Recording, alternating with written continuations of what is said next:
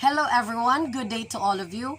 And for today's video, I'm going to discuss to all of you all about vampire bats. So before I'm going to discuss my topic, I would like to introduce myself to all of you. My name is Joeviegen Pano and I am a 4th year BS biology student. So my goal for today's video is to discuss the etiology of a vampire bats, their common characteristics, their life cycles, and their mode of transmissions. And also, I will going to discuss to you the prevention and the treatments of the disease that they may cause us. So, for the introduction, vampire bats feed exclusively on blood as adults. But, like all mammals, they drink milk as infants. Several fossil species have been described, including one found in Northern California from the late Pleistocene that was twice the size of any living species. So, for their etiology, vampire bats emerge from dark caves, mines, trees, hollows, and abandoned buildings in Mexico and Central South America. So, a similar bat may have given rise to the vampire bats approximately 26 million years ago. Research indicates that the vampires evolved from insect-eating bats to obligate blood feeders over a period of a little more than 4 million years ago. So as we all know, bats loves dark areas, particularly caves. Of course, we all know that, right? Next one is their common characteristics. So, vampire bats do not suck blood, but they only bite in, then lick blood from the wound. They eat cow's meat and blood. This kinds of bats is an example of sonar. Sonar is a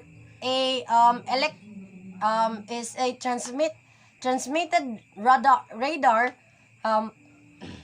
Is a transmitted radar. So the common vampire bat is found in both arid and humid regions of the South American tropic and subtropic.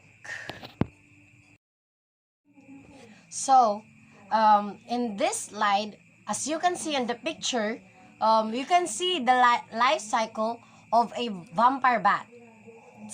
So, around the age of 1 year, that bat is an adult. So, baby bats are called pups.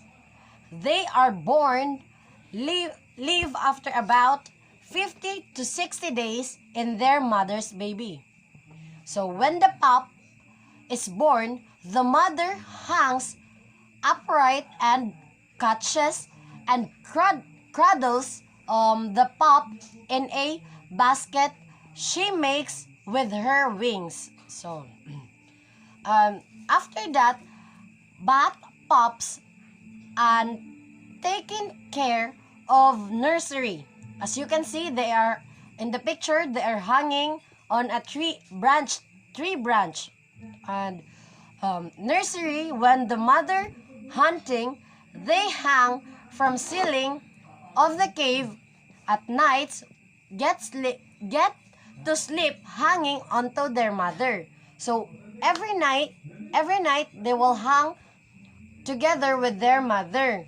So next is when the baby bats use their feet and claws to the next one is baby bats use their feet and claws to hold onto their mother while she flies and roasts. If the puplets go 2 to 3 months of age. So, then in the next slide, you can read the mode of you can see and read the mode of transmission.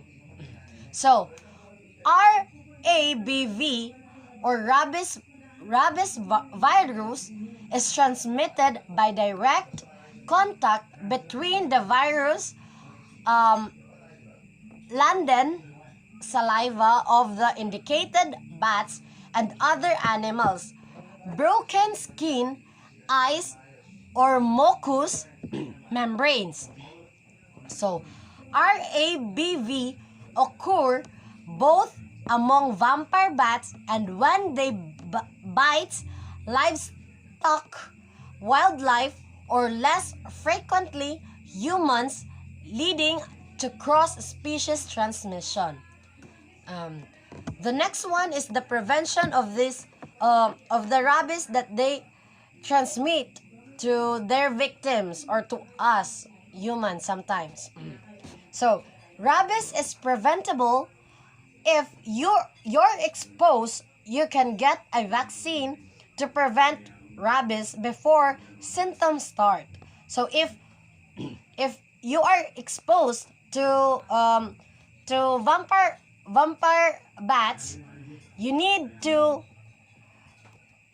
take medications or get vaccine for anti-rabies so that you can prevent it to you can prevent any diseases that you can get. In the next slide, you can read and see the treatment that treatment for the rabies. But according to the research, there is no approved treatment for rabies. Once have symptoms, you need to clean the wound gently but tightly with soap and water or go to the nearest clinic or hospitals. So, as of now, according to my research, there's no approved treatment for rabies. So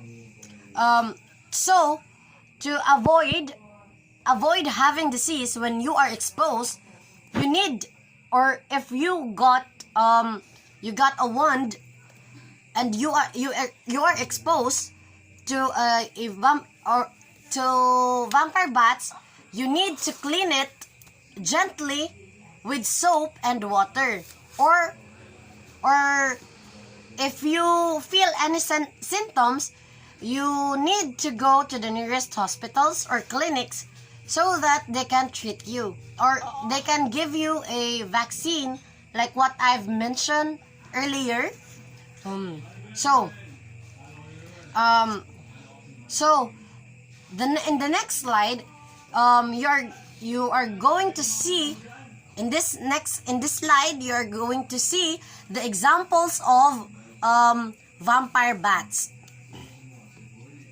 These are the example of vampire bats, and one of it is the example of sonar transmission, like what I've mentioned earlier. And for the conclusion, you can just read it, and if you have any questions, you can message me on my FB, or you can email your question and I will going to answer it. I will going to put my email and FB account in the description box. So that's all for today. Thank you for for listening and watching this video. That's all. Bye-bye!